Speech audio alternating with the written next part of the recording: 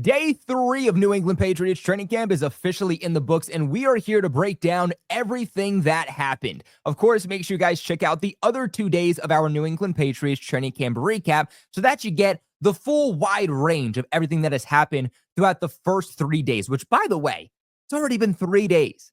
Does it feel like training camp's going a little bit quicker? Or is that just me? You guys let me know in the comment section below. Of course, make sure you guys do subscribe to the channel so that you also get notified every single time we post a video or go live to talk about our New England Patriots and everything happening in training camp. Now, without further ado, let's just get right into it. The caveat that I want to put on this is that today, for the first time in training camp, was a light day. From what was reported, guys weren't really in helmets all that much. It was a lot of guys kind of just walking around, a little bit more of a chill vibe, guys in bucket hats, and that's completely okay. Why? Because day 1 and day 2 were historically ramped up for the Patriots under Mike Vrabel. When we had Bill Belichick around here, day 1 was a little bit more light. They worked their way back into it. With Gerard Mayo last year, it was also the same thing. But with Mike Vrabel in the building, day 1 and day 2 were high-intensity practices, understanding that the team is also going to be going back to intense practices tomorrow, also knowing that they're going to be putting pads on for the first time this offseason come Monday. You understood why maybe they just wanted to take a little bit of a step back here. So there might not be as much information today as there will be tomorrow, or as there even were the last 2 days. Now, some general notes here, as we always do. Starting off with guys that were absent or were present but not participating. The list is really the same.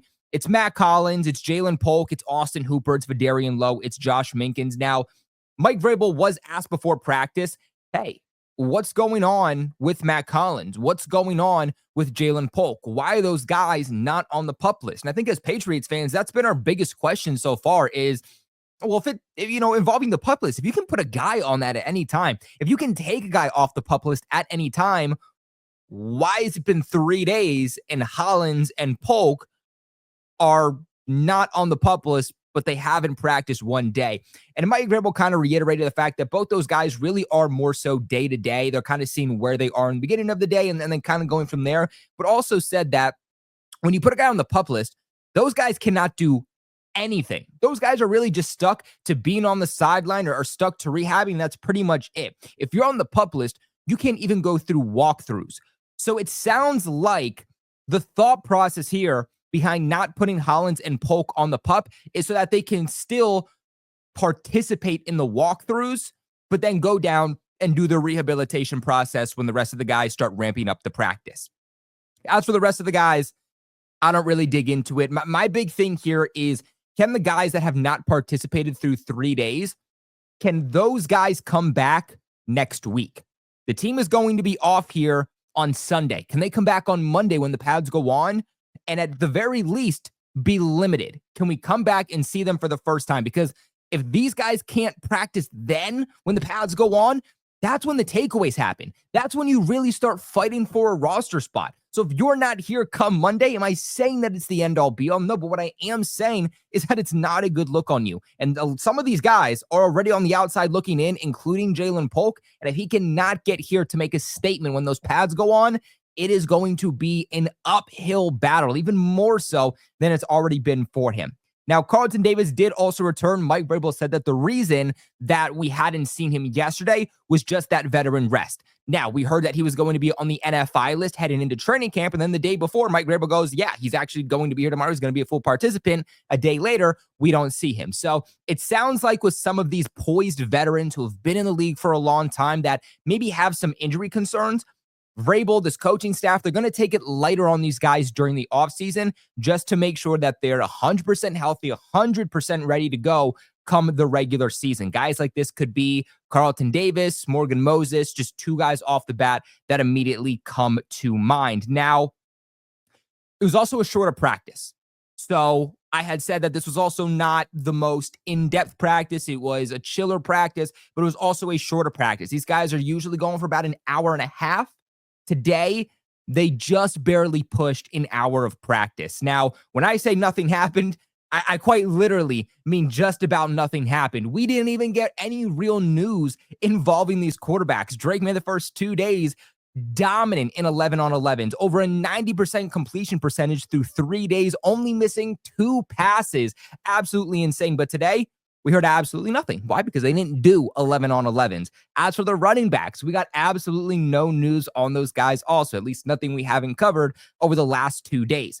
Wide receivers, we got a little something here. Stephon Diggs, Demario Douglas, and Kayshon Boutte were the 3 receivers that were rolling with the first team offense. Now, something that I've been telling you guys through these recaps is that Stephon Diggs, Demario Douglas, Kyle Williams, those are the 3 guys that are absolutely locks to me. I did not think that Kayshon Boutte would be rolling with the first team this much. I didn't think he'd be involved this much because remember, we had Adam Schefter come out right before the start of the 2025 draft saying that that could be a guy the Patriots look to move on from.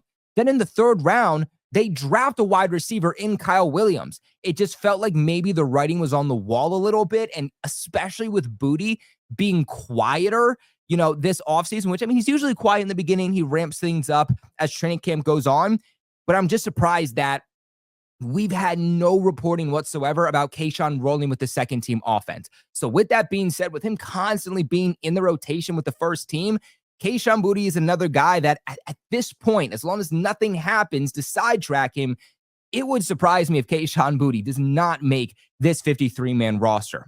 As for some of these other receivers that I think you guys are going to ask, well, what about Kendrick Bourne? What about Kyle Williams?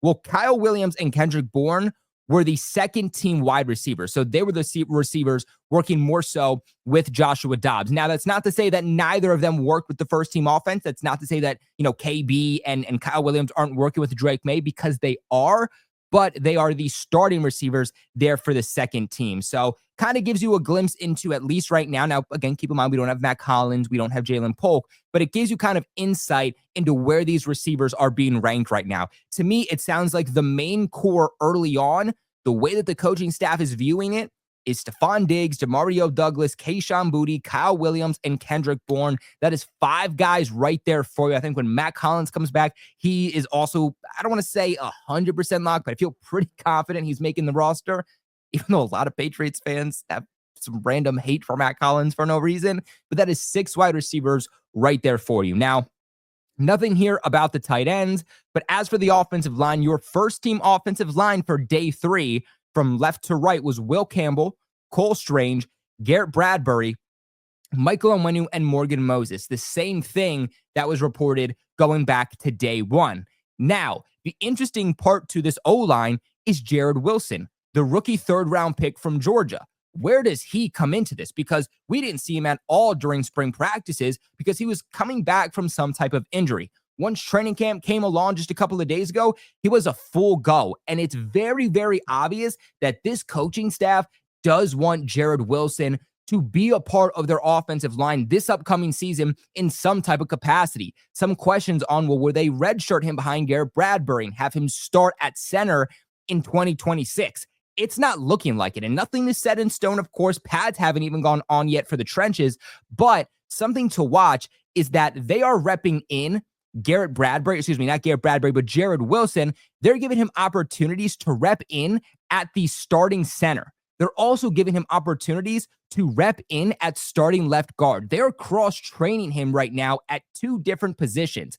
And Patriots head coach Mike Vrabel saying that, although he didn't physically practice, Jared Wilson didn't physically practice during spring practices, he was still mentally there taking the reps. And he said that mentally he picked things up so quickly that they feel comfortable throwing him in with the first team offense, that they feel comfortable cross-training him at multiple positions on the offensive line.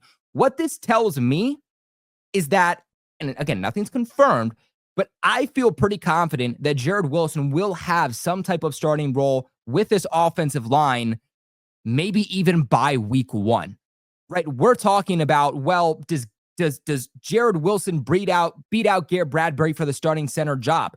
What we should be asking ourselves is there a world in which this coaching staff is looking at Jared Wilson and saying, well, either he beats out Garrett Bradbury or he sits? Or are they asking themselves, who is our best starting 5 unit? You know that Will Campbell is going to be your left tackle. You know Morgan Moses is your right tackle. You know that your right guard is going to be Michael Onwenu. Center and left guard are true questions. And this might be a situation where it is not, all right, is it Jared Wilson or Cole Strange? Is it Jared Wilson or Garrett Bradbury? It might be Jared Wilson is going to start on this offensive line in some type of capacity, and it might be a situation where it's not Jared Wilson battling one of those guys, but it's more so Garrett Bradbury and Cole Strange battling each other to stay on the roster. Because it wouldn't surprise me if it comes down to roster cutdowns and they say, all right, who struggled the most? Who is the least talented guy between Garrett Bradbury and Cole Strange?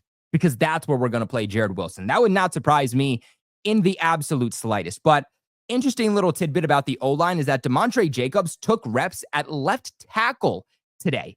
First time we have ever seen Demontre Jacobs do that.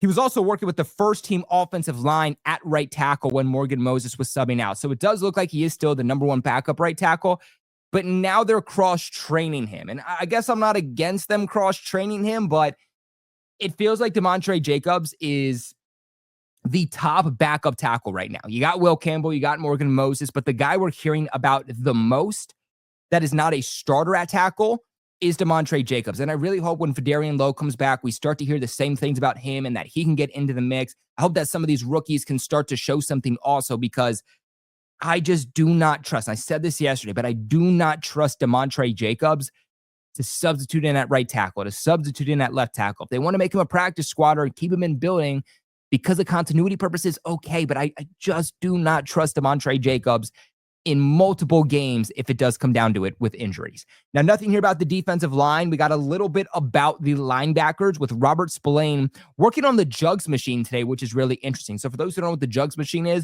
it's that thing you put the football in and it flings it out. You know, it's that classic saying, oh, if you drop a ball, go to the jugs machine and catch 100 balls. So the wide receivers will just be there catching the ball.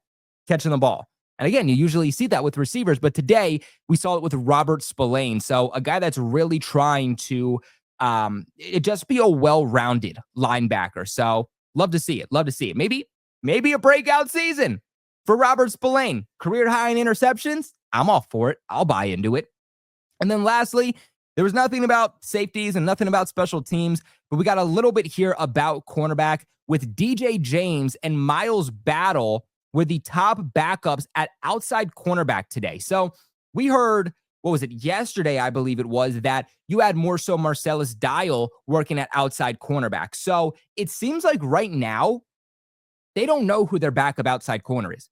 If Carlton Davis goes down, if he's not there, if Gonzo goes down, dear God, don't let that happen. But if that does happen, who is the backup corner?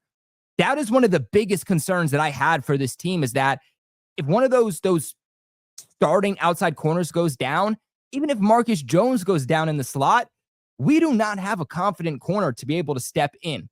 And right now, when it comes to depth, that is a true battle that they are trying everybody at. It does not matter if you are a small cornerback. It does not matter if you are listed as a slot cornerback. They will try you on the outside. Just like Alex Austin, he has the size to play on the outside, but they're also trying him as a slot cornerback, a big slot cornerback.